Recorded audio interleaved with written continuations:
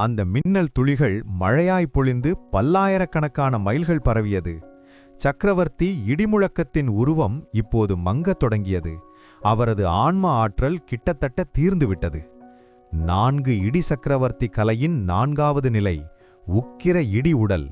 இது உடலில் உள்ள அனைத்து இடிசக்தியையும் உள்வாங்கி பின் அதை ஒரே அடியாக வெளியேற்றி ஒரு தனித்த அதிகார மண்டலத்தை உருவாக்குவது. இது எதிரியைப் போலவே பயனாளரையும் சிதைக்கும் வல்லமை கொண்டது. மிக அவசியமான நேரத்தைத் தவிர இதை ஒருபோதும் பயன்படுத்தாதே என்று அவர் எச்சரித்தார். சக்கரவர்த்தியால் அந்த இறுதி நிலையை செய்து காட்ட முடியவில்லை. ஆனால் டாங்ஷியான் அதன் ஒவ்வொரு நுணுக்கத்தையும் தனது ஆழ்மனதில் பதித்து கொண்டார். நீ இப்போது இந்த தெய்வீக மின்னலை பெற்றுவிட்டாய். இனி உனது விதி உனது கையில். விதி இருந்தால் நாம் ஒரு நாள் சக்கரவர்த்தி மண்டலத்தில் மீண்டும் சந்திப்போம் என்ற கம்பீரமான சிரிப்புடன் சக்கரவர்த்தியின் உருவம் மின்மினி பூச்சிகளாக காற்றில் கரைந்தது. அவர் மறைந்த அடுத்த நொடி அந்த இடிபாடுகள் அதிரத் தொடங்கின. சக்கரவர்த்தியின் ஆன்ம பலத்தால் தாங்கப்பட்ட அந்த உலகம் இப்போது சரியத் தொடங்கியது.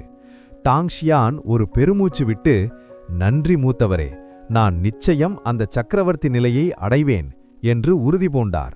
அவர் தனது கையை அசைக்க சிதைந்து கொண்டிருந்த அந்த முழு இடிபாடுகளும் ஒரு தூய மின்னலாற்றல் கோலமாக மாறியது.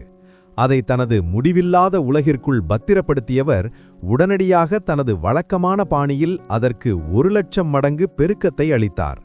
இப்போது அந்த மின்னல் கோலம் ஒரு உண்மையான சக்கரவர்த்தியின் முழு அதிகாரத்தை கொண்டிருந்தது.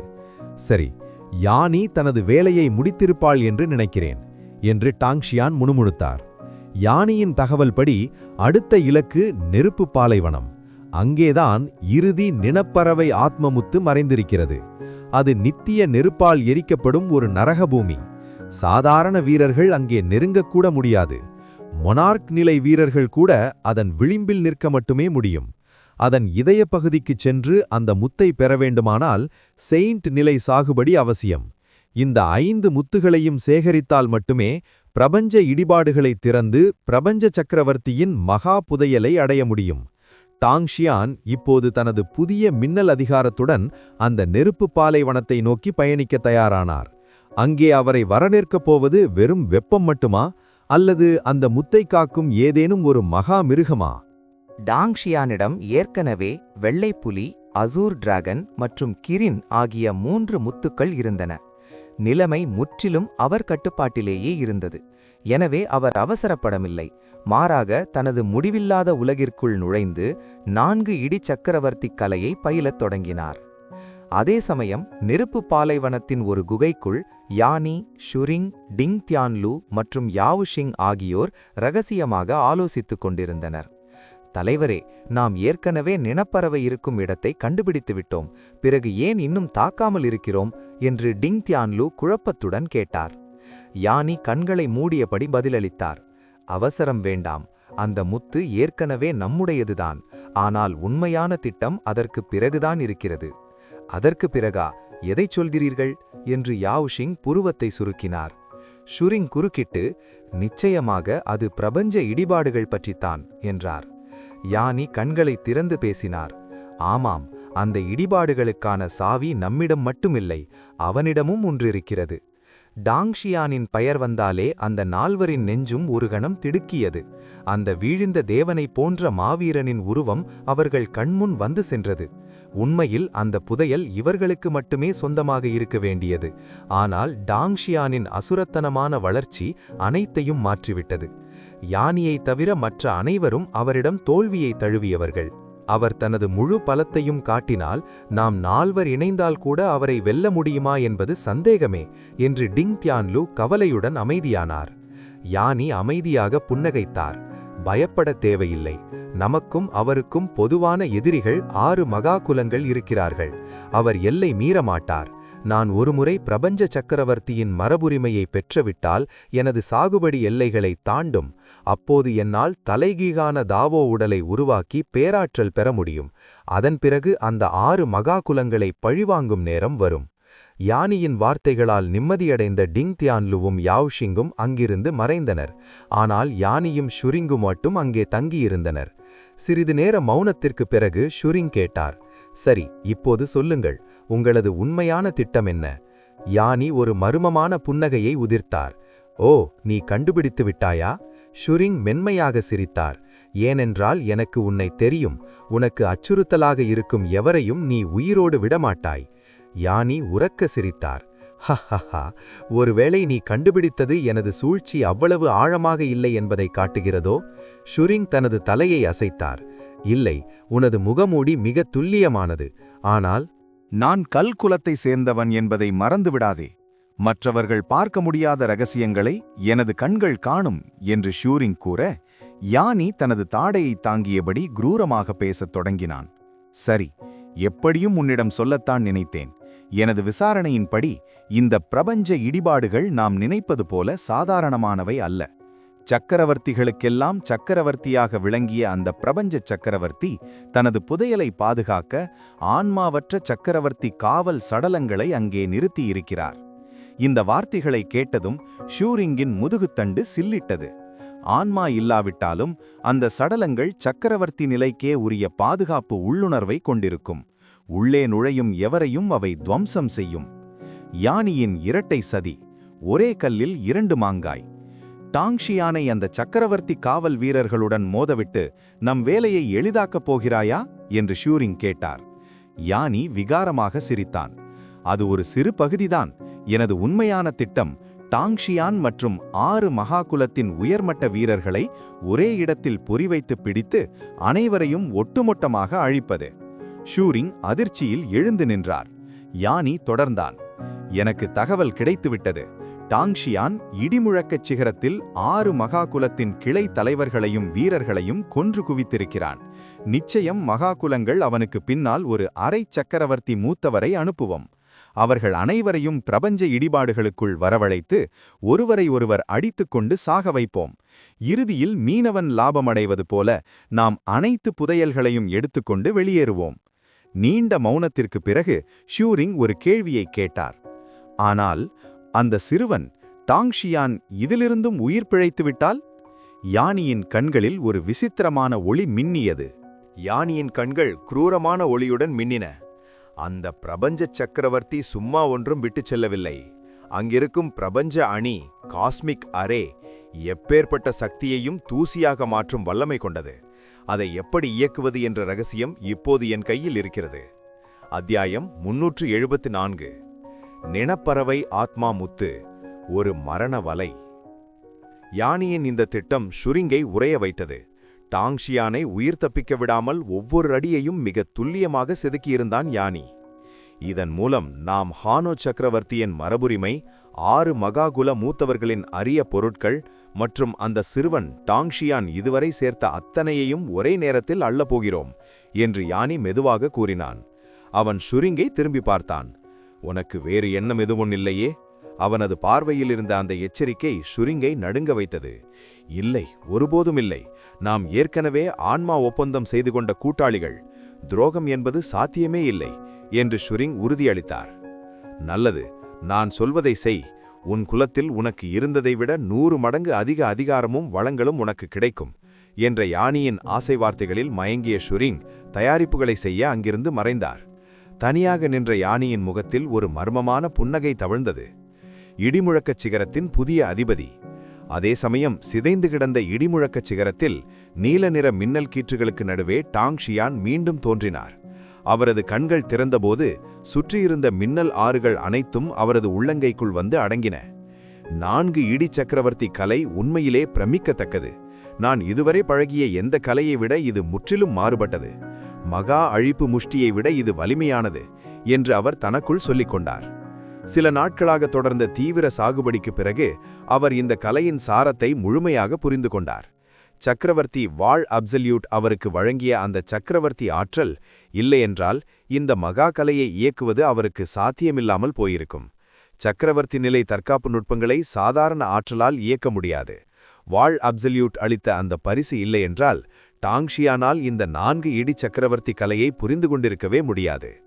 தூய்மை அழிவு சக்தியில் இது சீட்டியான் வாளை அழிவதற்கு நிகரானதல்ல என்றாலும் போர்க்களத்தில் இதை பயன்படுத்தும் விதம் மற்றும் அதன் நெகிழ்வுத்தன்மை மிக அற்புதமானது. டாங்ஷியானின் அந்த உற்சாகமான சிரிப்பு விண்ணை பிளந்தது. அவர் சிரிக்கும்போது வானமே அதிர்ந்தது. அவரது உடலில் இப்போது சக்கரவர்த்தியின் அதிகாரம் குடிகொண்டிருந்தது. அவர் தனது கரங்களை விரித்தபோது வானத்திலிருந்த மேகங்கள் சிதறின. இனி நான் எதற்கும் அஞ்ச வேண்டியதில்லை. சக்கரவர்த்தி நிலைக்குச் செல்லும் பாதை இப்போது என் கண்முன் தெளிவாக தெரிகிறது என்று அவர் முழங்கினார். ஆனால் நெருப்பு பாலைவனத்தில் அவருக்காக ஒரு மாபெரும் துரோகம் காத்திருக்கிறது என்பதை அவர் இன்னும் உணரவில்லை. டாங்ஜியானின் சிரிப்பு ஓய்ந்ததும் அவரது கண்கள் மின்னின.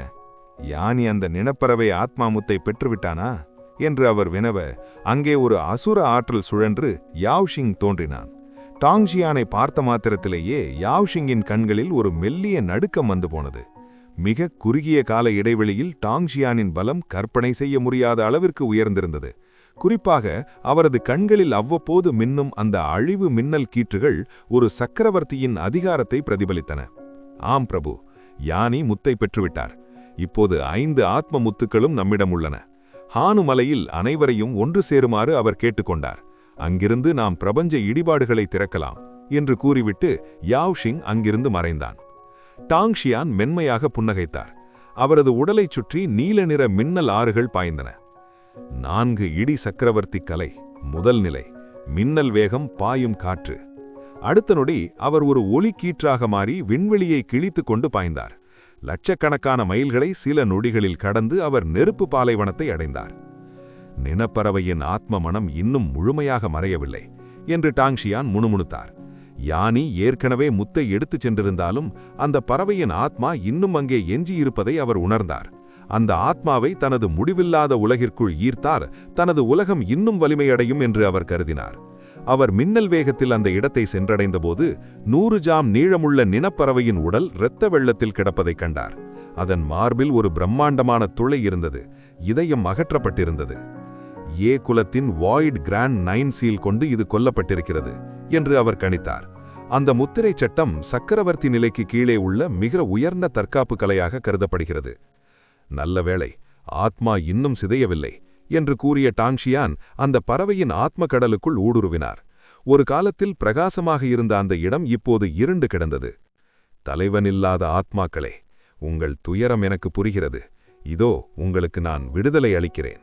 அவர் தனது கையை அசைக்க ஒரு 6 வண்ணங்கள் கொண்ட தாமரை நெருப்பு அங்கே தோன்றியது.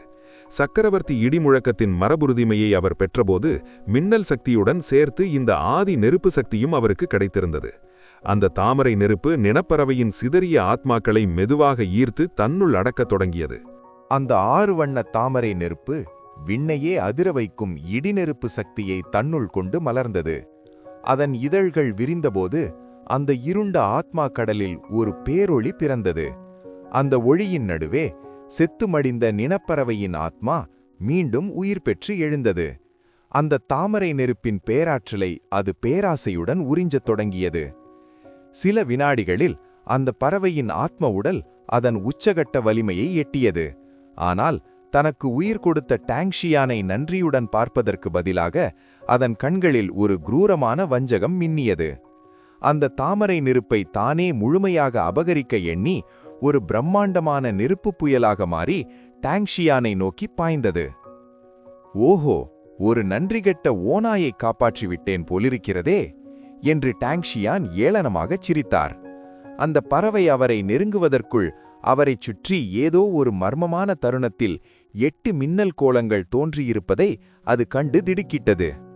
போரிடி 8 மண்டலங்கள். அந்த 8 ஒளிக்கோளங்களிலிருந்தும் திரவ மின்னல் ஆறுகள் பாய்ந்து அந்த நினப்பறவையின் ஆத்மாவை சுண்டுவிரலால் நசுக்குவது போல தாக்கின. வலி தாங்க முடியாமல் அந்த பறவை அலறியது. டாங்ஷியான் அதன் பலை மீது தனது உள்ளங்கையை அழுத்தினார். நான் உன்னுடன் அமைதியாக பேச நினைத்தேன். ஆனால் நீ இந்த வழியை தேர்ந்தெடுத்ததால் நான் இரக்கமின்றி நடக்க வேண்டியிருக்கிறது என்று கூறிய டாங்ஷியான் தனது ஆத்மசக்தியால் அந்த பறவையின் மன உறுதியை சிதைத்தார். அடுத்த நொடி அதன் கண்கள் ஒளி இழந்து வெறும் ஜடமாக மாறியது. டாங்ஷியானின் முடிவில்லாத உலகம் அங்கே விரிவடைந்தது.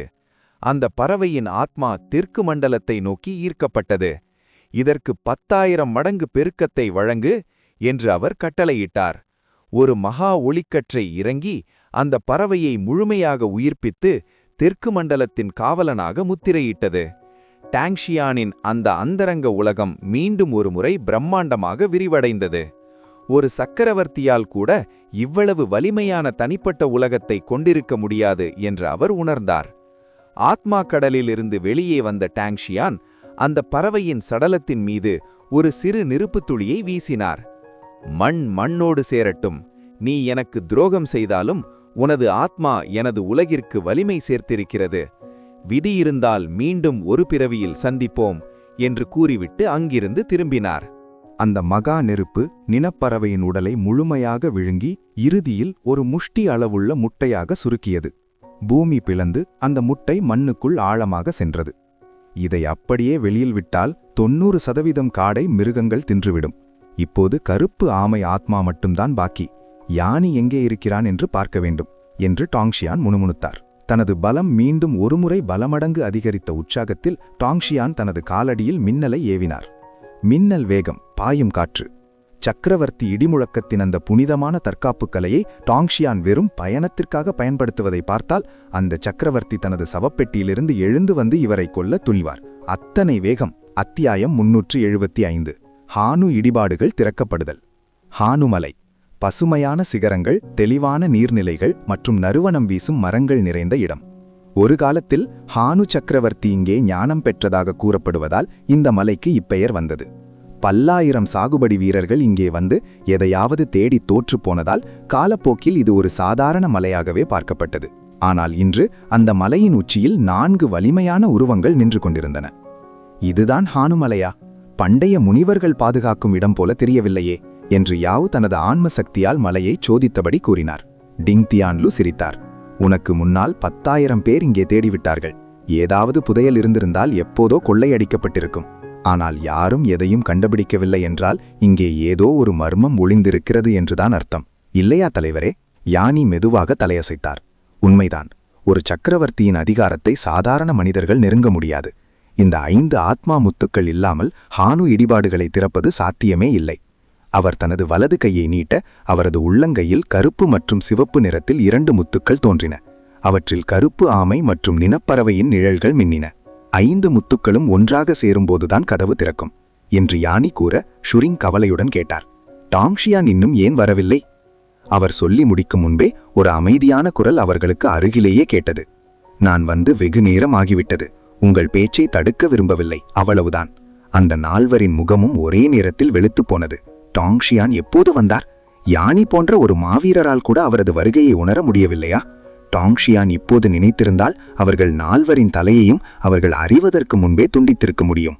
டாங்ஷியானின் வருகை யானியின் இதயத்தில் ஒரு மெல்லிய நடுக்கத்தை ஏற்படுத்தியது. இவன் இன்னும் பலசாலியாகிவிட்டான். இவனை உயிரோடு விடுவது நமக்கே ஆபத்து என்ற கொலைவெறி எண்ணத்தை மறைத்துக்கொண்டு யானி ஒரு போலி புன்னகையை உதிர்த்தான். நீ வந்துவிட்டாய், அதுவே போதும்.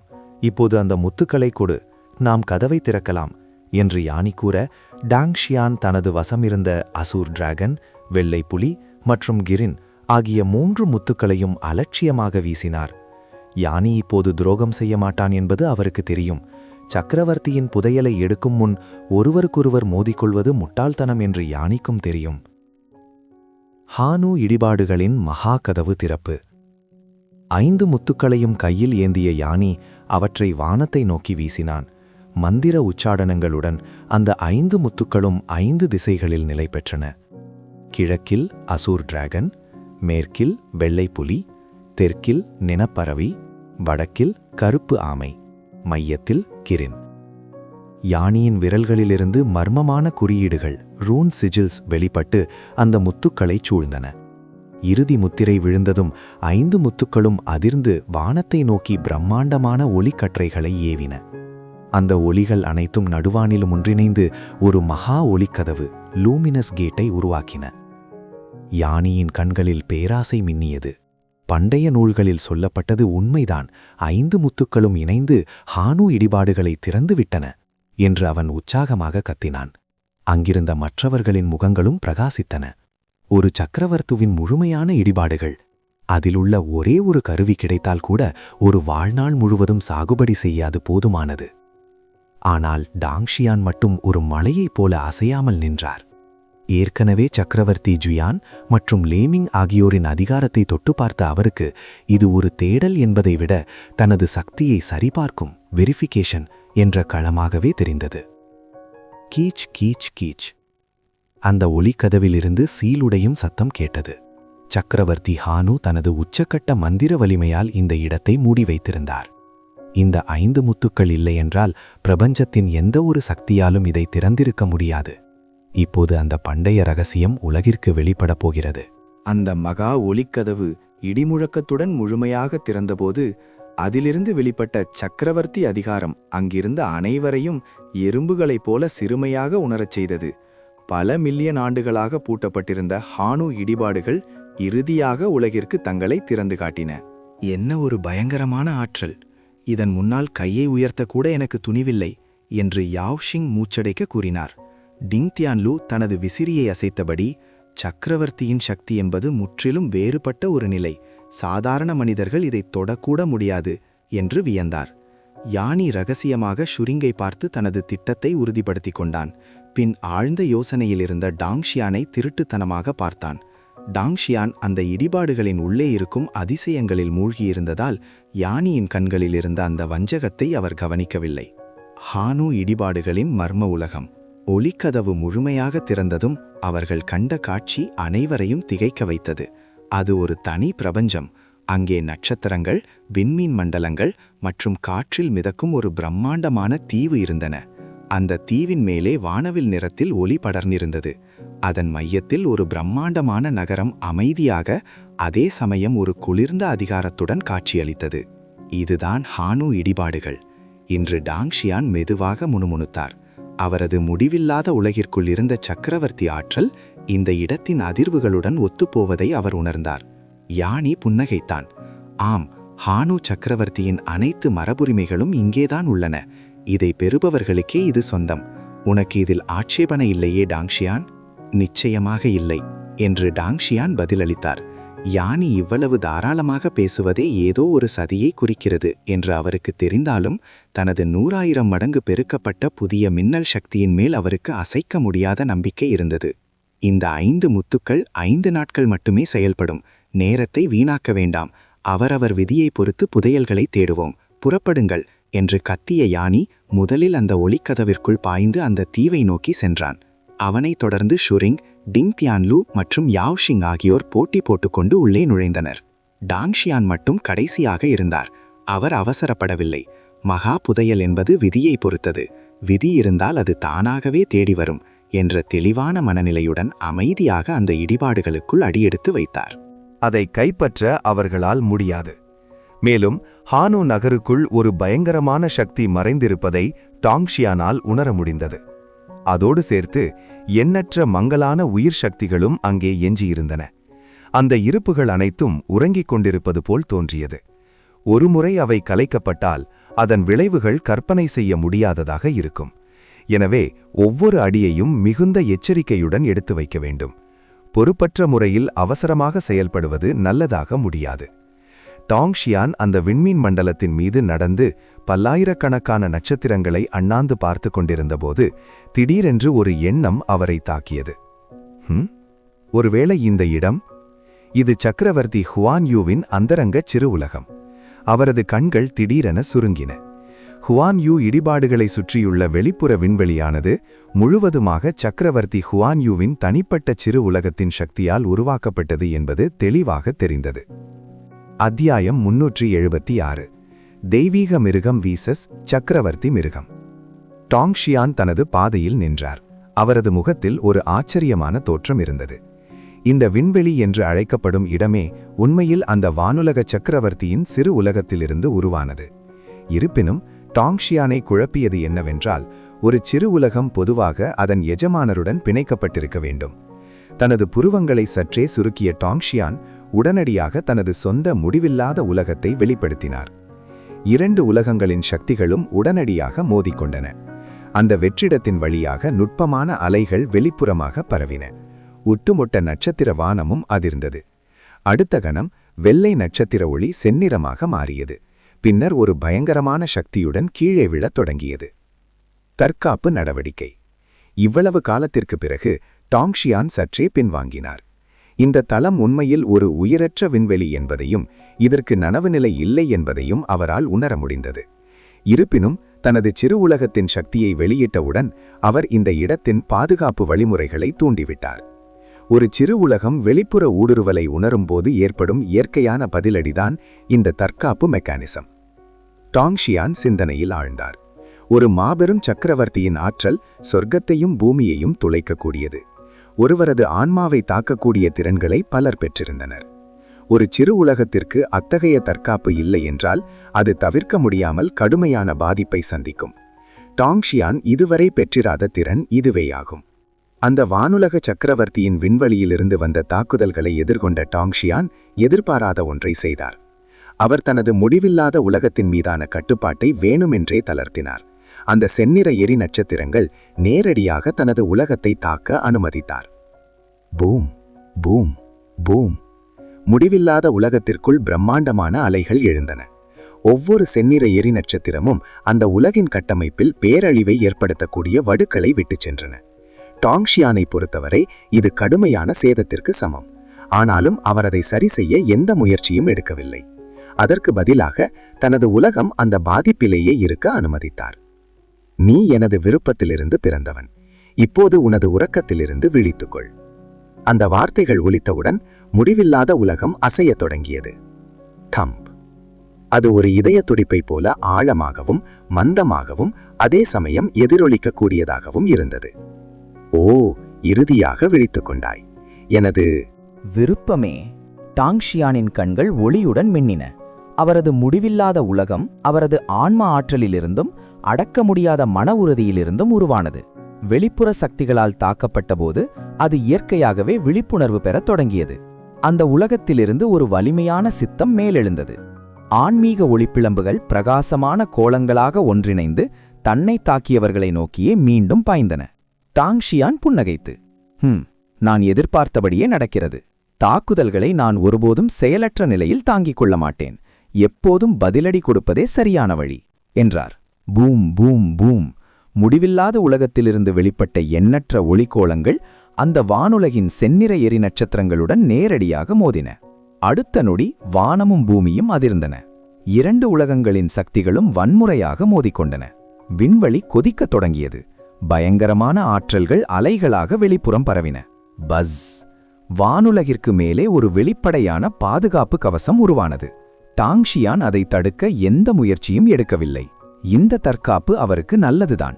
இது யானி மற்றும் மற்றவர்களின் கவனத்தை ஈர்க்காமல் இருக்க உதவும். இப்போது அவர் இந்த வானுலகத்திற்கு எதிராக சுதந்திரமாக போராட முடியும்.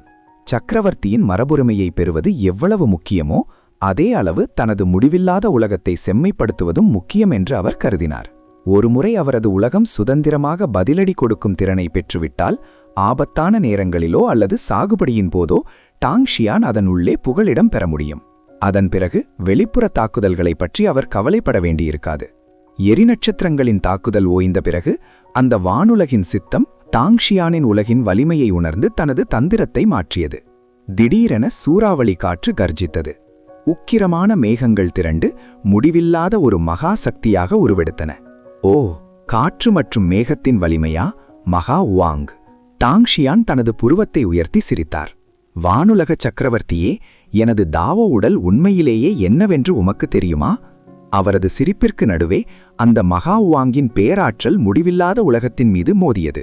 ஆனால் எந்த வெடிப்பும் நிகழவில்லை. மாறாக காற்றில் சிதைவுகள் தோன்றி அந்த காற்றின் ஆற்றல் முழுவதும் டாங்ஷியானின் உலகத்தால் முழுமையாக உறிஞ்சப்பட்டது. டாங்ஷியான் என்பது உவாங் உடல், அதாவது முடிவில்லாதது என்று பொருள்.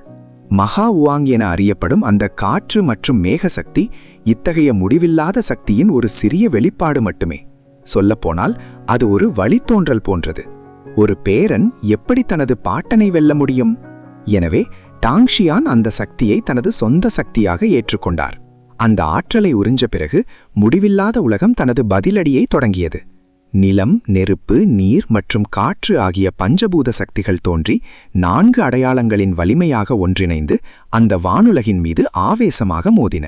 அந்த வானுலகமும் பின்வாங்க மறுத்து தனது வேறுபட்ட மூலக்கூறு சக்திகளை திரட்டியது.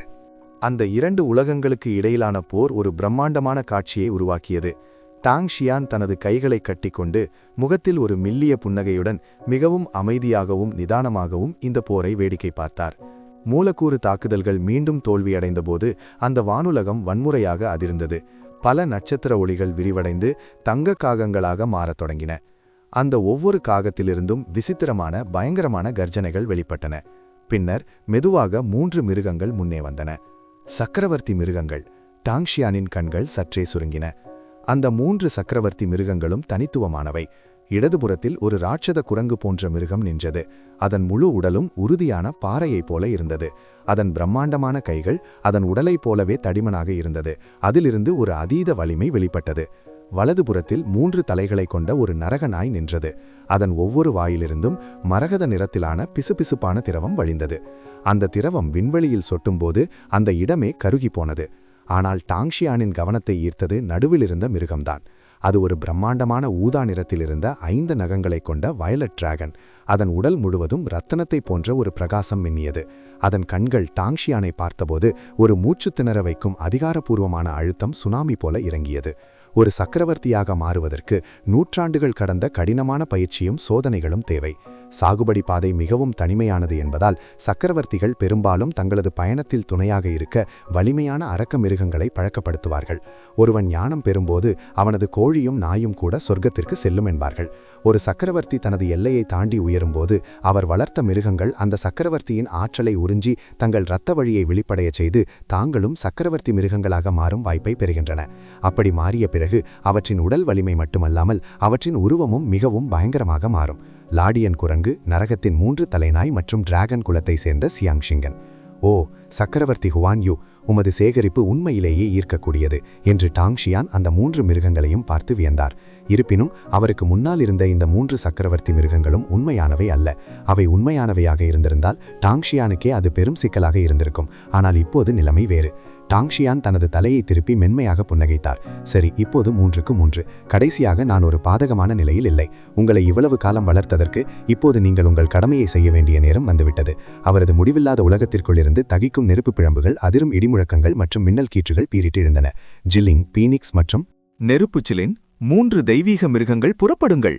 ஐயோ சாமி, சக்கரவர்த்தி மிருகங்களா? இதையெல்லாம் நம்மால் ஜெயிக்க முடியாது என்று அலறிய ஜிலிங் அடுத்த நொடியே அங்கிருந்து தப்பியோட முயன்றது. டாங் ஷியான் ஒரே அடியில் அதை தடுத்து நிறுத்தினார். இவ்வளவு காலம் உனக்கு தீனி போட்டு வளர்த்ததற்கு இப்போது ஓடுகிறாயா? கொஞ்சம் கூட நன்றிக்கடனே இல்லையா? இவை வெறும் மாய பிம்பங்கள்தான், உண்மையான சக்கரவர்த்தி மிருகங்கள் அல்ல. ஜிலிங் முகத்தை சுழித்துக்கொண்டு, தலைவரே, இவை மாய பிம்பங்களாக இருந்தாலும் சக்கரவர்த்தி நிலையாற்றலால் உருவானவை. எனது தற்போதைய பலத்திற்கு இவற்றை என்னால் வீழ்த்த முடியாது என்றது. டாங் ஷியான் அமைதியாக தலையசைத்தார். சரி, அப்படியானால் உன்னால் முடியாது என்று நீ நம்பினால் நான் உன்னை வற்புறுக்க மாட்டேன். ஜிலிங் ஆச்சரியத்தில் உறைந்து போனது. டாங் ஷியான் எப்போதிலிருந்து இவ்வளவு நியாயமானவராக மாறினார் என்று அதற்கு சந்தேகம் எழுந்தது. அந்த சந்தேகம் தீருவதற்குள் டாங் ஷியான் ஒரு வஞ்சகமான புன்னகையுடன் பேசினார். யுத்தம் முடிந்த பிறகு ஜிலின் சூப் எவ்வளவு ருசியாக இருக்கும் என்று ஒரு கை பார்த்து விடுகிறேன். ஜிலிங் உடல் நடுங்கியது. அடுத்த கணமே வாலில் அடிபட்டது போல் சுழந்து அந்த ஊதா நிற டிராகனை நோக்கி பாய்ந்தது. அவன் ஒரு டிராகன் என்றால் நானும் ஒரு சிலிந்தாண்டா என்று கர்ஜித்தபடி பாய்ந்தது. அத்தியாயம் 377. 6 குல மூத்தவர்களின் வருகை. சிலின் கோபமடைந்தால் பிணங்கள் பல்லாயிரம் மைல்களுக்கு குவியும். ஊதா நிற ஆத்மா ஆவேசமாக அந்த வயலட் ஸ்டார் மார்க் டிராகனை நோக்கி பாய்ந்தது. ஒரு டிராகனின் வழி தோன்றலாக அனைத்து மிருகங்களுக்கும் அரசன் என்ற கர்வம் அதற்கு இயற்கையிலேயே இருந்தது. தன்னிடம் ஒரு சிறு ஆத்மா மட்டுமே எஞ்சி இருந்தாலும் எந்த ஒரு உயிரினமும் தன் முன்னால் கர்வத்துடன் இருப்பதை அது ஒருபோதும் அனுமதிக்காது. அந்த வயலட் ஸ்டார் டிராகன் தனது தலையை உயர்த்தி ஒரு மகா கர்ஜனை செய்து பதிலுக்கு பாய்ந்தது. பூம்! தெய்வீக மிருகம் வசஸ் சக்கரவர்த்தி மிருகம். அவற்றின் மோதல் பேரழிவை ஏற்படுத்தியது. அதிர்வலைகள் எல்லா திசைகளிலும் பரவின. டாங் ஷியானின் முடியில்லாத உலகம் மற்றும் பிரபஞ்ச உலகம் ஆகியவற்றின் அபாரமான நிகழ்வுத்தன்மை இல்லை என்றால் இந்த ஒரு மோதலை அவற்றை சிதறடித்திருக்கும். சின்னஞ்சிறு டிராகனே, என்னையே எதிர்க்க துணிகிறாயா என்று கத்திய ஊதா ஆத்மா பயங்கரமான மின்னல் வீச்சுகளை அந்த வயலட் டிராகன் மீது ஏவியது. அந்த டிராகனும் பின்வாங்கவில்லை. உடனடியாக நட்சத்திர சக்தியை திரட்டி ஆவேசமாக தாக்கியது. ஆ ஆ, வலிக்கிறது, சாவு சாவு என்று ஜிலிங் வலியால் கத்தியது. ஆனால் டாங் ஷியான் இதை மிகவும் ரசித்தபடி பார்த்து கொண்டிருந்தார். இந்த முட்டாள் மிருகத்தின் தற்காப்பு சக்தி எதிர்பார்த்ததை விட அற்புதமாக இருக்கிறது. அந்த வயலட் ஸ்டார் மார்க் டிராகன் நட்சத்திரங்களுக்கு நடுவே பிறந்தது. பிரபஞ்சத்தின் ஆதி நட்சத்திர ஆற்றலை கையாளும் வல்லமை கொண்டது.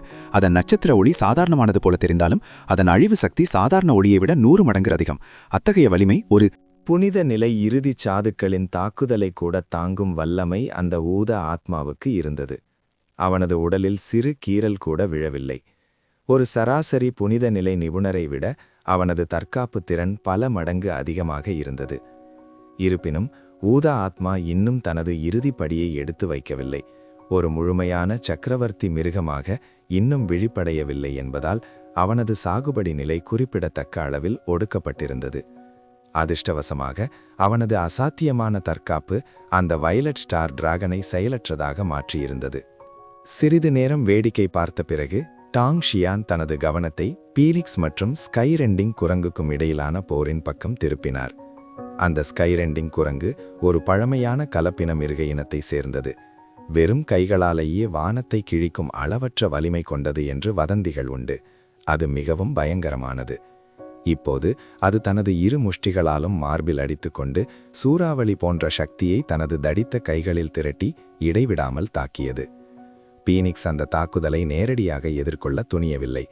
தனது இறக்கைகளை அசைத்து அது உன்னத நெருப்பை பொழிந்தது. 10,000 மடங்கு பெருக்கப்பட்ட பிறகு அந்த பீனிக்ஸின் போர்த்திறன் ஊதா ஆத்மாவையே மிஞ்சியது. குரங்குடன் ஒப்பிடும்போது அதற்கு நேரடி உடல் வலிமை குறைவாக இருந்தாலும் சுறுசுறுப்பிலும் நெருப்பின் உச்சக்கட்ட சக்தியிலும் அது சிறந்து விளங்கியது. அந்த வானத்தையே பிளக்கும் குரங்கு கூட இந்த உன்னத நெருப்பை கண்டு எச்சரிக்கையாக இருக்க வேண்டியிருந்தது. இந்த போரில் பீனிக்ஸ் தெளிவாகவே முன்னிலை வகித்தது. அந்த குரங்கு தனது வலிமையை இழந்தவுடன் வெற்றி உறுதி என்பது தெரிந்தது. அதே சமயம் ஃபயர் சில்லின் அந்த நரகத்தின் 3 தலை நாயை எதிர்கொண்டது. புராணங்களின்படி இந்த மிருகம் 9 நரகங்களிலிருந்து பிறந்த ஒரு அசுர அரக்கன். அதன் 3 தலைகளிலிருந்தும் கொடிய விஷத்தை கக்கக்கூடியது. ஒரு முறை அந்த விஷம் தாக்கினால் ஒருவரது ஆன்மா கூட ஒன்றுமில்லாமல் கரைந்துவிடும். மேலும் அந்த நாயின் தோல், முடி, ஏன் அதன் மூச்சு காற்று கூட விஷத்தை கொண்டிருந்தது. அதை நேரடியாக தாக்குவது சாத்தியமற்றது. அதன் அருகே செல்வதே தற்கொலைக்கு சமம். ஆனால் ஃபயர் சில்லின் தன்னை சுற்றி உன்னத நெருப்பை ஒரு வளையமாக ஏற்படுத்தியிருந்தது. இதனால் அந்த விஷப்புகைகள் அதன் அருகே வரும் முன்பே மறைந்து போயின. அந்த நரக நாய் விஷத்தில் சிறந்ததாக இருந்தாலும் அதன் நேரடி வலிமை சுமாராகவே இருந்தது. இந்த போட்டியிலும் ஃபயர் சில்லினே முன்னிலையில் இருந்தது.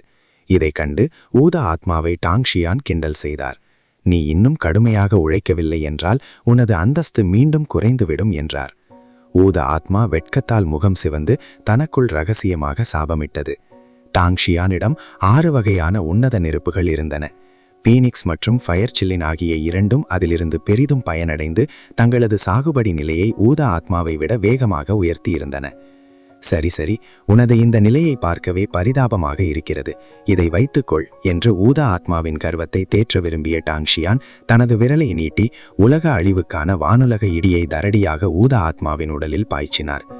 ஆ ஆ ஆ என்று ஊதா ஆத்மா அலறியது. அதன் உடலில் இருந்த ஒவ்வொரு மயிர்கால்களும் அவனது உடலின் ஒவ்வொரு மயிர்கால்களும் குத்திட்டு நின்றன. இடிமுழக்க ஆற்றலின் ஒரு மாபெரும் ஊற்று அவனது உடல் முழுவதும் பாய்ந்து ஒரு விதமான பரவசத்தை அளித்தது. அவன் இயற்கையிலேயே ஒரு அரிய இடிசிலின், தண்டர்சிலின், மின்னலையே உணவாக கொள்பவன். உன்னத இடியை விட அவனுக்கு வேறு எது அதிக உற்சாகத்தை தந்துவிட முடியும்? ரம்பிள் ரம்பிள் அந்த உலக அழிவுக்கான வானுலக இடியை உறிஞ்சிய பிறகு ஊதா ஆத்மாவின் உடலிலிருந்து கண்களை பறிக்கும் ஊதாமிர மின்னல்கள் வெடித்தன. அவனது ஆத்ம சக்தி எவ்வளவு வேகமாக உயர்ந்தது என்றால் அந்த வயலட் ஸ்டார் டிராகன் கூட பயத்தில் பின்வாங்கியது. ஹாஹா, குட்டி டிராகனே, இப்போ உன்னோட வீரத்தை காட்டு பார்க்கலாம். வாடா, சாவு. அந்த கொடூரமான சிரிப்பிற்கு நடுவே ஊதா ஆத்மா தனது முழு சக்தியையும் வெளிப்படுத்தியது. உலக அழிவுக்கான வானுலக இடியுடன் சீறி பாய்ந்து அந்த வயலட் ஸ்டார் டிராகன் மீது தலைகப்ப மோதியது. ஒரு பயங்கரமான இடிச்சத்தத்துடன் அந்த டிராகன் பல்லாயிரக்கணக்கான ஜியாங் தூரத்திற்கு தூக்கி எறியப்பட்டது. வழியிலிருந்த எண்ணற்ற நட்சத்திரங்களை அது நொறுக்கியது. ஒரு இடிசிலினே இயற்கையாகவே மிக கொடூரமானது. இப்போது உன்னத இடியால் அதன் பலம் பல மடங்கு பெருகியிருக்க ஒரு வெறும் சக்கரவர்த்தி மிருகத்தின் மாய பிம்பத்தால் எப்படி ஈடுகொடுக்க முடியும்? தனது கர்வமான சிரிப்புடன் பின்வாங்கிய டிராகனை துரத்திச் சென்ற ஊதா ஆத்மா இரக்கமின்றி அதை துவம்சம் செய்தது. போரின் உச்சக்கட்டத்தில் அந்த டிராகனின் உடலை பிடித்து தனது முழு வலிமையால் 2ஆக கிழித்தது. அந்த வயலட் ஸ்டார் டிராகன் சுத்தமாக 2ஆக பிளக்கப்பட்டு சிதறிய நட்சத்திர ஒளியாக மாறி ஒன்றுமில்லாமல் மறைந்தது. கிக்கி, தலைவரே, நான் கெத்துதானே என்று வெற்றி களிப்பில் கூச்சலிட்ட ஊதா ஆத்மா ஒரு வளர்ப்பு நாயைப் போல வாலை ஆட்டிக்கொண்டு டாங் ஷியானிடம் ஓடி வந்தது. டாங் ஷியான் ஏளனமாக ஒரு சத்தம் எழுப்பினார். அந்த உலக அழிவு இடியை கொடுத்து நான் உனக்கு உதவவில்லை என்றால் இந்நேரம் அந்த டிராகன் உன்னை நசுக்கி இருக்கும். ஊதா ஆத்மா அசட்டு சிரிப்பு சிரித்தது. சரி, நான் போய் மத்தவங்களுக்கு உதவுறேன். மறுவார்த்தை பேசாமல் அது அப்படியே சுழன்று அந்த நரகத்தின் 3 தலைநாயை நோக்கி பாய்ந்தது. ஏற்கனவே ஃபயர்சிலினுடன் போராடிக் கொண்டிருந்த அந்த நரகநாய் இப்போது ஊதா ஆத்மாவும் சேர்ந்து கொண்டதால் அடுத்த நொடியே சிதைந்து போனது. பின்னர் இந்த 3 தெய்வீக மிருகங்களும் சேர்ந்து அந்த ஸ்கைரெண்டிங் குரங்கை தாக்கின. பாவம் அந்த ஸ்கைரெண்டிங் குரங்கு. அது மிக கொடூரமாக அடித்து நொறுக்கப்பட்டு அதன் உடல் நட்சத்திர ஒளியாக சிதறி முழுமையாக மறைந்தது. சக்கரவர்த்தி மிருகங்கள் தோற்கடிக்கப்பட்டதும் அந்த பிரபஞ்ச உலகம் அமைதியானது. சக்கரவர்த்தி நிலை உயிரினங்களால் கூட டாங்ஷியானின் படைகளுக்கு எதிராக நிற்க முடியவில்லை. அந்த பிரபஞ்ச உலகம் தனது விதியை ஏற்றுக்கொள்வதைத் தவிர வேறு வழி இல்லாமல் போனது. டாங்ஷியானின் முகத்தில் ஒரு மெல்லிய புன்னகை தோன்றியது. நல்லது, இப்போது நான் போய் அந்த மரபுரிமையை கைப்பற்றுகிறேன். நான் திரும்பி வரும்போது இந்த உலகத்தை முழுமையாக உறிஞ்சி விடுவேன். இப்போதே அவர் அந்த பிரபஞ்ச உலகத்தை விழுங்கினால் அந்த முடிவில்லாத தீவே இடிந்துவிடும். ஆனால் அந்த உலகம் ஏற்கனவே பணிந்து விட்டதால் அவசரப்பட தேவையில்லை என்று டாங்ஷியான் கருதினார். அடுத்த நொடி மின்னல் வேகத்தில் அவர் அங்கிருந்து மறைந்தார். மின்னல் வேகத்திலும் புயல் காற்றைப் போலவும் அவர் பாய்ந்தது கிட்டத்தட்ட இடமாற்றம் போலவே இருந்தது. அடுத்த நொடி டாங்ஷியான் அந்த முடிவில்லாத தீவின் உச்சியில் மீண்டும் தோன்றினார். அவர்கள் உள்ளே சென்று வெகுநேரமாகிவிட்டது. இந்நேரம் எல்லாம் தயாராக இருக்கும் என்று மெல்லிய சிரிப்புடன் அவர் முன்னேறி நடந்தார்.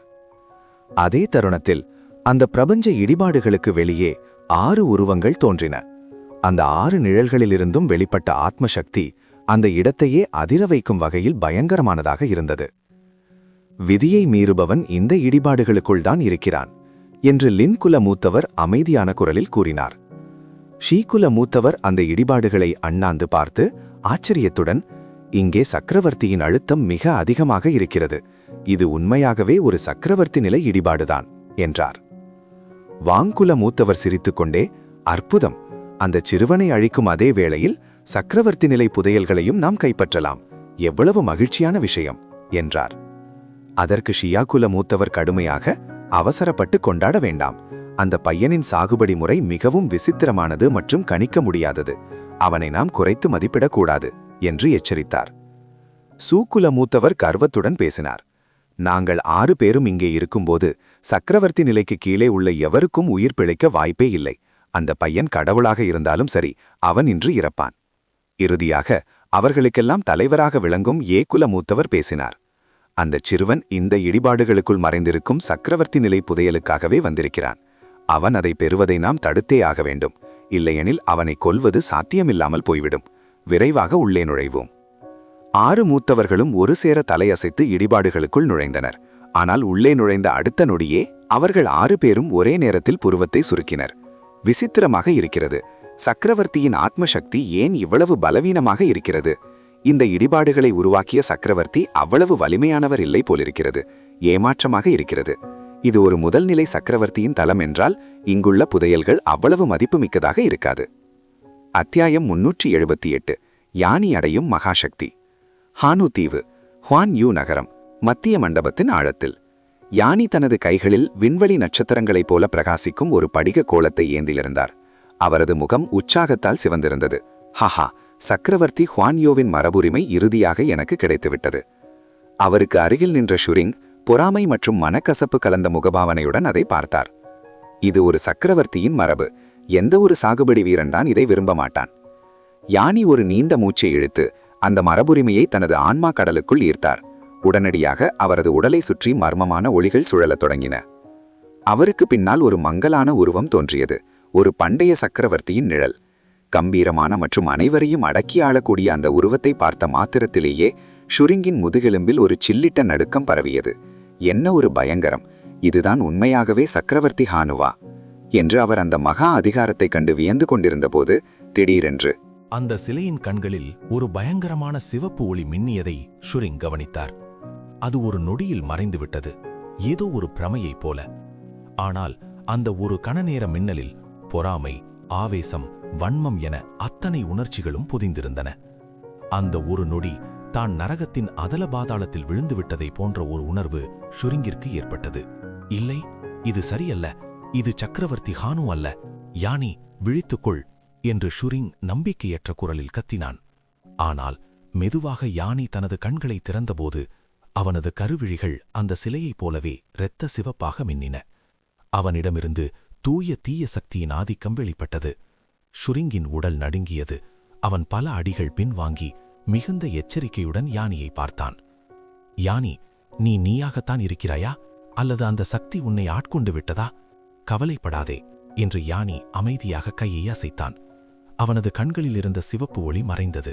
ஆனால் அவனது ஆத்மசக்தி ஆரா முன்பை விட மர்மமானதாகவும் கொடூரமானதாகவும் மாறியிருந்தது. உனக்கு உண்மையை சொல்கிறேன் கேள். இந்த இடிபாடுகளில் சக்கரவர்த்தி ஹுவான் யூவின் மரபுரிமை கிடையவே கிடையாது. இது ஒரு அசுர சிறைச்சாலை. என்ன, அசுர சிறையா? அதிர்ச்சியில் ஷுரிங்கிற்கு பேச்சே வரவில்லை. யானி தொடர்ந்தான். ஆமாம், இந்த இடிபாடுகள் சக்கரவர்த்தி ஹுவான் யூவால் கட்டப்பட்டதுதான். ஆனால் இது ஒரு பண்டைய அசுர சக்கரவர்த்தியை சிறை வைப்பதற்காக கட்டப்பட்டது. நீ இப்போது பார்த்தாயே, அவர்தான் அந்த அசுர சக்கரவர்த்தி மாங்ஜியான். யானியின் முதுகை பார்த்தபடி நின்ற ஷுரிங்கின் இதயத்தில் மரண பயம் ஊடுருவியது. இவன் இதுவரை சொன்னதில் எதுதான் உண்மை? தனது கூட்டாளிகளிடமே இத்தனை ரகசியங்களை மறைக்கிறான் என்றால் இவன் தன்னை தவிர வேறு யாரையும் நம்ப மாட்டான். லாபம் என்று வந்தால் எவரையும் முதுகில் குத்த இவன் தயங்க மாட்டான். இவன் ஒரு மனிதனே அல்ல, ஒரு நடமாடும் அரக்கன். இப்போது என்று யானி பிரகடனம் செய்தான். இந்த சிறையின் பாதுகாப்பு வழிமுறையை இயக்கும் நேரம் வந்துவிட்டது. நான் ஹுவான் யூ தளத்தின் சக்தியை முழுமையாக உறிஞ்சப் போகிறேன். ஏ குலத்தின் பண்டைய பதிவுகளின்படி நீதியான சக்தியும் தீய சக்தியும் மோதும்போது அங்கே ஒரு புதிய வடிவிலான ஆற்றல் பிறக்கும். அது சக்கரவர்த்தியின் சக்தியையே மிஞ்சக்கூடியது. அதுதான் எனது இறுதி இலக்கு. அவன் ஷுரிங்கை திரும்பி பார்த்து ஒரு வஞ்சகமான புன்னகையை உதிர்த்தான். நீ எனக்கு உதவுவாய் என்று நம்புகிறேன், இல்லையா? ஷுரிங் மௌனமாக இருந்தான். யானி அவன் அருகில் வந்து தோளை தட்டினான். உனது பழைய வாழ்க்கையை நினைத்துப் பார். ஷீ குலத்தில் உன்னை மதிக்கவில்லை, யாரும் அங்கீகரிக்கவில்லை. உனக்கு இப்போதிருக்கும் சாகுபடி நிலையை வழங்கியது யார்? உனக்கு இந்த அந்தஸ்தை கொடுத்தது யார்? நான் தானே. நீ வாழ்நாள் முழுவதும் ஷீ குலத்தின் கைப்பாவையாகவா இருக்கப் போகிறாய்? ஷுரிங்கின் மூச்சு வேகம் பிடித்தது. 6 மகா குலங்களுக்கு இடையிலான போட்டி மிகவும் கொடூரமானது. திறமை குறைந்த சீடர்கள் உடனடியாக தூக்கி எறியப்படுவார்கள். ஷுரிங்கிடம் மாயவித்தை இல்யூஷன் அபிலிட்டி இருந்தபோதிலும் அவனிடம் அந்த உச்சக்கட்ட திறமை இல்லாததால் அவன் ஒடுக்கப்பட்டே இருந்தான். யானியின் வார்த்தைகள் அவனது பலவீனத்தை தாக்கின. ஷுரிங்கின் மனதிற்குள்ளிருந்த அந்த தாழ்வு மனப்பான்மையும் குரத்தால் புறக்கணிக்கப்பட்ட ஆத்திரமும் எரிமலையாய் வெடித்தன. யானி மட்டும் தனது வாழ்க்கையில் குறுக்கிடவில்லை என்றால் இந்நேரம் அவர் குலத்திலிருந்து நாடு கடத்தப்பட்டிருப்பார். அப்படி நடந்தால் வெளியே ஆயிரக்கணக்கானவர்கள் அவரை மதிக்கலாம். ஆனால் ஷீ குலத்தின் கண்ணோட்டத்தில் அவர் ஒரு ஒன்றுமில்லாத குப்பையாகவே கருதப்படுவார். இல்லை, எனக்கு அந்த வாழ்க்கை வேண்டாம் என்று ஷுரிங் உருமினான். அவனது கண்களில் இப்போது அந்த வஞ்சகமான விஷம் மின்னியது. யானி புன்னகைத்து, நல்லது, உன் கண்களில் இருக்கும் அந்த வெறுப்பு, அதுதான் எனக்கு தேவை. கவலைப்படாதே. ஒளியும் இருளும் கலந்த அந்த இரட்டை மகாசக்தியை நான் அடைந்த பிறகு உனது எல்லைகளை உடைத்து நீயும் ஒரு சக்கரவர்த்தி மரபுரிமையை பெற நான் உதவுகிறேன் என்று வாக்களித்தான். ஹானு இடிபாடுகளின் நிஜ உருவம். சரி என்று ஷுரிங் உறுதியாக தலையசைத்தான். இப்போது திரும்புவதற்கு வழியே இல்லை. யானி தனது கைகளால் இரகசிய முத்திரைகளை உருவாக்கத் தொடங்கினான். இப்போது பார், ஹானு இடிபாடுகளின் உண்மையான சொரூபத்தை உனக்கு காட்டுகிறேன். அவன் தரையில் தனது முத்திரையை ஓங்கி அடிக்க ஒரு பயங்கரமான வெடிப்புச் சத்தம் கேட்டது. மெதுவாக ஒரு மேடை மேலே உயர்ந்தது. அதன் மீது ஒரு கம்பீரமான சிலை நின்றது. அதன் வலது கையில் ஒரு நீண்ட வாள், இடது கையில் பிரகாசிக்கும் ஒரு முத்து. உடல் முழுவதும் தெய்வீக அடையாளங்கள் பொறிக்கப்பட்ட தங்க கவசம். யானையின் கண்கள் விரிந்தன. பார், இதுதான் ஹானு வாள், சக்கரவர்த்தி முத்து மற்றும் ஹானு கவசம். சக்கரவர்த்தி ஹுவான் யூ இந்த உலகத்தை விட்டு புறப்படும் முன் விட்டுச் சென்ற தெய்வீக ஆயுதங்கள் இவை. யானி மேடையில் ஏறி ஹானு வாளை கையில் எடுத்தான். அந்த வாள் அவன் கையில் பட்ட மாத்திரத்தில் அதன் விளிம்புகளில் மின்னல் பாய்ந்து வன்முறையாக அதிர்ந்தது. ஓ, என்னையே எதிர்க்க பார்க்கிறாயா என்று யானி ஏளனமாகச் சிரித்தான். சக்கரவர்த்தி ஹுவான் யூவே, நீங்கள் ஏற்கனவே சென்று விட்டீர்கள், இப்போது குறுக்கிடாதீர்கள். அவன் தனது முஷ்டியை இறுகப் பற்ற கருப்பு புகை போன்ற ஒரு பயங்கரமான அசுர ஆற்றல் அந்த வாளை சூழ்ந்தது. அந்த வாள் ஒரு வேதனையான அலறலை எழுப்பியது. அதன் புனிதமான ஆத்மா யானையின் சக்தியால் நொறுக்கப்பட்டது. மெதுவாக அந்த வாளின் நீதியான ஒளி மறைந்து ஒரு அச்சமூட்டும் அசுர சக்தி அதை பற்றிக் கொண்டது. நீதிக்கான வாள் இப்போது ஒரு அசுர வாளாக மாறியது. இருளின் ஆதிக்கம். யானி அந்த வாளை மென்மையாக காற்றில் வீசினான். கட்சா கட்சா, விண்வெளி வெடித்துச் சிதறியது. வானமும் பூமியும் நடுங்கின. ஷுரிங்கின் மூச்சு நின்றது. தூரத்தில் நின்றிருந்த போதிலும் தனது உடல் கிழிந்து போவது போன்ற உணர்வு அவனுக்கு ஏற்பட்டது. அடுத்து யானை தனது அசுர ஆற்றலால் அந்த ஹானு கவசத்தையும் சிதைத்து அதை தனது உடலில் அணிந்து கொண்டான். இறுதியாக அந்த சக்கரவர்த்தி முத்தை எடுத்து வாயில் போட்டு விழுங்கினான். அந்த முத்து அவனது உடலுக்குள் சென்ற அடுத்த வினாடி யானி வலியால் துடித்தான். அவனுக்குள் இருந்த நீதியான சக்தியும் அவன் புகுத்திய இருள் சக்தியும் ஒன்றுடன் ஒன்று மோதி ஆவேசமாக போரிட்டன. அவன் முன்கூட்டியே தயாராக இருந்திருக்கவில்லை என்றால் அவனது உடல் இந்நேரம் துண்டு துண்டாகச் சிதறியிருக்கும். அந்த வலி அவனது எலும்புகளை ஊடுருவியது. யானியின் அலறல் அந்த மண்டபம் முழுவதும் எதிரொலித்தது. அவனது ஆன்மா பிளவுபடுவது போன்ற வேதனையில் அவன் அந்த மேடையிலேயே சுருண்டு விழுந்தான். இதை பார்த்த ஷுரிங் நடுக்கத்துடன், யானி, நீ நலமாக இருக்கிறாயா என்று கத்தினான். யானி மெதுவாக தடுமாறியபடி எழுந்து நின்றான். நான் நன்றாக இருக்கிறேன்.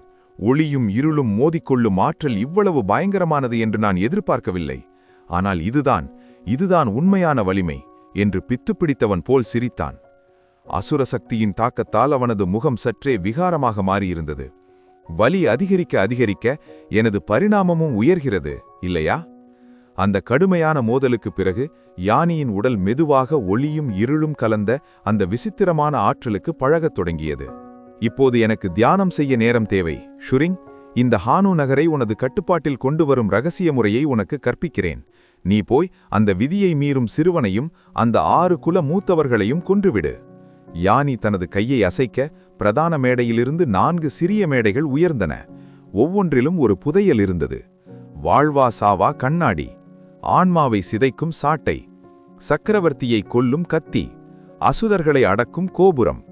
இவை அனைத்தும் சக்கரவர்த்தி நிலை ஆயுதங்கள். காலம் கடந்தாலும் இவற்றின் வீரியம் குறையவில்லை. இவற்றை எடுத்துக்கொள் என்று யானி அவற்றை ஷுரிங்கிடம் வீசினான். டாங்ஷியானால் அவமானப்பட்ட ஷுரிங்கின் முகத்தில் பழிவாங்கும் உணர்ச்சி பொங்கியது. அத்தியாயம் 379. டாங்ஷியானை வீழ்த்தும் பரலோக தாவோ மண்டல அணி. இருந்தபோதும் அந்த உற்சாகம் ஒரு நிமிடம்தான் நீடித்தது. ஷுரிங்கின் கண்களில் ஒரு பயம் நிழலாடியது. அந்த டாங்ஷியானின் பலம் ஒரு எட்ட முடியாத இமயம் போன்றது. இந்த 4 ஆயுதங்களை வைத்துக்கொண்டு என்னால் அவனை தோற்கடிக்க முடியுமா என்று அவன் தயங்கினான். யானி குளிர்ந்த குரலில் சிரித்தான். கவலைப்படாதே, உனக்கு பிரபஞ்ச அணியை எப்படி இயக்குவது என்றும் கற்றுத்தருகிறேன். உனது திட்டம் இதுதான். முதலில் அந்த 6 குல மூத்தவர்களை டாங்ஷியானுடன் மோதவிடு. இரு தரப்பும் பலவீனமடையும் போது இந்த சக்கரவர்த்தி ஆயுதங்களையும் பிரபஞ்ச அணியையும் பயன்படுத்தி அவர்களை சூழ்ந்துகொள். ஒருவேளை அந்த சிறுவன் இதிலிருந்து உயிர் தப்பினாலும் அவன் பலத்த காயமடைந்திருப்பான். அந்த நேரத்தில் நான் எனது முழு சக்தியுடன் வந்து அவனது கதையை முடிப்பேன். இந்த கொலைகார வியூகத்திலிருந்து அந்த சிறுவன் மட்டுமல்ல, ஒரு உண்மையான சக்கரவர்த்தி கூட தப்ப முடியாது என்று யானி உறுதியாக கூறினான். 3 தொடர்ச்சியான மரணப் பொறிகள், ஒவ்வொன்றும் முந்தையதை விட கொடூரமானவை. இதை கேட்ட ஷூரிங்கின் மூச்சு வேகம் பிடித்தது. இந்த திட்டத்தின்படி பார்த்தால் டாங்ஷியான் தப்புவதற்கு வாய்ப்பே இல்லை. அவன் அழிவு நிச்சயம். ஷூரிங்கின் உற்சாகம் உடனடியாக கரைபுரண்டது. அற்புதம்! நான் இப்போதே டிங் தியான்லு மற்றும் யாவோஷிங் ஆகியோரை கண்டுபிடித்து அவர்களை இந்த தாக்குதலில் சேர்த்துக் கொள்கிறேன் என்றான். யானி தலையசைத்து, செல், எனது சக்தியை முழுமையாக ஒன்றிணைக்க எனக்கு 2 மணி நேரம் தேவை என்றான். 4 சக்கரவர்த்தி புதையல்களுடன் மிகுந்த நம்பிக்கையுடன் ஷுரிங் அங்கிருந்து புறப்பட்டான். அவனது மறைந்து போகும் உருவத்தை பார்த்த யானியின் உதடுகளில் ஒரு விகாரமான புன்னகை அரும்பியது. டாங்ஷியான், இந்த முறை உனக்காகவே 3 அடுக்கு மரண வியூகங்களை தயாரித்து வைத்திருக்கிறேன். இதை உனக்கு நான் தரும் ஒரு மரியாதை என்று கூட சொல்லலாம். இப்போது நிம்மதியாக உறங்கு. அவனது எலும்பை உறைய வைக்கும் அந்த சிரிப்பு மண்டபம் முழுவதும் எதிரொலித்தது. அந்த இடமே ஒரு கொடூரமான சூழலாக மாறியது. விண்வெளி தீவில் மோதல். விண்வெளி தீவில் டாங்ஷியான் தனது முன்னால் சற்றே சிதைந்து காணப்படும் அந்த வெற்றிடத்தை பார்த்து புருவத்தை சுருக்கினார். இந்த ஆத்மசக்தி வழக்கத்திற்கு மாறாக தெரிகிறது. இதன் கம்பீரமான மற்றும் நீதியான ஆற்றலுக்கு அடியில் ஒரு மெல்லிய அசுர சக்தியின் தடம் தெரிகிறது என்று அவர் கவனித்துக் கொண்டிருந்தபோது திடீரென அவருக்கு பின்னால் 6 பயங்கரமான இருப்புகள் தோன்றின. பின்னர் ஒரு பழமையான குரல் ஒலித்தது. அவனை கண்டுபிடித்து விட்டோம், அந்த பாவியை. இனி தப்பிக்க வழியில்லை. டாங்ஷியான் திரும்பி பார்க்கவில்லை. மாறாக பக்கவாட்டில் ஒரு பார்வையை வீசினார். அதீத அழுத்தத்தை வெளிப்படுத்தும் 6 முதிய உருவங்கள் அவருக்கு பின்னால் நின்றிருந்தன. ஓ, 6 பரலோக குலங்களின் உறுப்பினர்களா என்று கேட்டார். ஏ குலத்தின் மூத்தவர் தனது நீண்ட தாடியை தடவிக்கொண்டே அமைதியாக கூறினார். சரியாகச் சொன்னாய். உனக்கு மரண தண்டனை நிறைவேற்ற 6 குலங்களின் சபையிலிருந்து அனுப்பப்பட்ட தூதர்கள் நாங்கள். ஷீ குல மூத்தவர் தொடர்ந்தார். நீ எவ்வளவு தூரம் ஓடினாலும் எங்களது 6 பரலோக குலங்களின் பிடியிலிருந்து உன்னால் தப்பிக்க முடியாது. டாங்ஷியான் புன்னகைத்தார். நான் எப்போது ஓட முயற்சித்தேன்? இதோ உங்கள் முன்னால் தான் நின்று கொண்டிருக்கிறேன். உங்களால் என்னை கொல்ல முடியும் என்று நீங்கள் நினைத்தால் முன்னே வாருங்கள். இது அவரது கர்வமல்ல. தற்போது அவர் சுனித நிலை இறுதியின் உச்சத்தை அடைந்திருந்தார். ஒரு சக்கரவர்த்தி கூட இல்லாத இந்த உலகில் அவரை கொல்லும் திறன் கொண்டவர்கள் யாருமே இல்லை. இந்த 6 குலங்களின் மூத்தவர்கள் வலிமையானவர்களாக இருந்தாலும் அவரை வீழ்த்த நினைப்பது ஒரு பகல் கனவுதான். அகங்காரம் பிடித்த முட்டாளே, இதோ பார், பூமியை பொசுக்கும் பரலோக நெருப்பு என்று ஷியா குலத்தைச் சேர்ந்த மூத்தவர் ஷியா ஆத்திரத்துடன் கர்ஜித்து முதலில் தாக்கினார். அவர் தனது கைகளால் ஒரு மாபெரும் நெருப்பு பந்தை உருவாக்கி டாங்ஷியானை நோக்கி வீசினார். எனக்கு எதிராக நெருப்பை பயன்படுத்துகிறாய்? நகைச்சுவையாக இருக்கிறது என்று கூறிய டாங்ஷியான் தனது சட்டைக்கவையை ஒரே ஒரு முறை வீசினார். அந்த பிரம்மாண்டமான நெருப்பு பந்து திசை மாறி அந்த எல்லையற்ற வெற்றிடத்திற்குள் பாய்ந்து பிரபஞ்சத்தின் விளிம்பில் மறைந்தது. பூம்! வானமே இடித்தது. ஒரு செந்நிற கருந்துளை தோன்றி பின்னர் மெதுவாக மறைந்தது. ஒரு அரைப்படி நிபுணரின் சாதாரண தாக்குதல் கூட. அந்த அரைபடி சக்கரவர்த்தி நிலை சாகுபடி வீரர் நினைத்திருந்தால் பல்லாயிரக்கணக்கான மைல்களை ஒரே நொடியில் சாம்பலாக்கி இருக்க முடியும். ஆனால் இது பிரபஞ்ச உலகம், ஒரு எல்லையற்ற தலம். இந்த பிரபஞ்ச சக்கரவர்த்தியின் சக்தியை இந்த மூர்த்தவர்கள் மிஞ்சாதவரை அவர்களால் இந்த இடத்தை முழுமையாக அழிக்க முடியாது. தனது உன்னத நுட்பம் மிக எளிதாக முறியடிக்கப்பட்டதைக் கண்ட மூத்தவர் ஷியாவ் திடுக்கிட்டார். எச்சரிக்கையாக இருங்கள் என்று லின் குலத்தின் மூத்தவர் லின் எச்சரித்தார். அவரது குரலில் ஒரு நடுக்கம் இருந்தது. இந்த சிறுவன் மிகவும் ஆபத்தானவன். அவனை ஒருபோதும் குறைத்து மதிப்பிடாதீர்கள். வாங் குலத்தின் மூத்தவர் வாங் தனது தாடியை தரவிக்கொண்டே கூறினார். இவனுக்கு நமது பரலோக தாவோ மண்டல அணியின் வலிமையை காட்டுவோம். சூ குலத்தின் மூத்தவர் சூ சிரித்துக்கொண்டே, நேரடியாக நமது துருப்புச் சீட்டையே இறக்குகிறோமா என்றார். அதற்கு மூத்தவர் ஷீ தலையசைத்து, ஏனென்றால் இன்று நாம் இவனை என்ன விலை கொடுத்தாவது கொன்றே தீர வேண்டும். இந்த போர் மிக விரைவாக முடிய வேண்டும் என்றார். மூத்தவர் ஏ முன்னே வந்து மைய நிலையை ஏற்றுக்கொண்டார். மிகவும் நல்லது, பரலோக தாவோ மண்டலத்தை நிலைநிறுத்துங்கள். அடுத்த கணமே 6 மூத்தவர்களும் தங்களுக்கு ஒதுக்கப்பட்ட திசைகளில் மின்னல் வேகத்தில் நிலை பெற்றனர். அவர்களின் உடலிலிருந்து வலிமையான ஆற்றல் நீரோட்டங்கள் பீரிட்டு எழுந்து அவர்கள் அனைவரையும் உள்ளடக்கிய ஒரு கோள வடிவ தடுப்பை உருவாக்கின. ஸ்! காதுகளை பிளக்கும் சத்தத்துடன் அந்த அறுவருக்கும் இடையே மின்னல்கள் பாய்ந்தன. காரண காரிய உடல், அழிவு உடல், குழப்ப உடல், மறுபிறவி உடல், விழுங்கும் உடல் மற்றும் கால உடல், பரலோக தாவோவைச் சார்ந்த இந்த 6 மிக உயர்ந்த அம்சங்களும் அந்த நொடியில் தங்களது உச்சக்கட்ட எல்லையை தொட்டன. அவர்களின் ஆற்றல்கள் ஒன்றோடொன்று பின்னி பிணைந்தன. 6 மகா சக்திகளும் ஒன்றிணைந்து உருவாக்கும் அந்த தாவோ மண்டலம் டாங்ஷியானின் முடிவில்லாத உலகத்தை நசுக்கிவிடுமா? இந்த மகா யுத்தத்தின் அடுத்த கட்டத்தை தொடரலாமா? இது முதல் பருவத்தின் சீசன் 1 முடிவு. 2ஆம் பருவம் சீசன் 2 இன்னும் வெளியிடப்படவில்லை. அவர்கள் அதை வெளியிடும்போது நான் கதையை தொடர்வேன். Please subscribe and support our channel.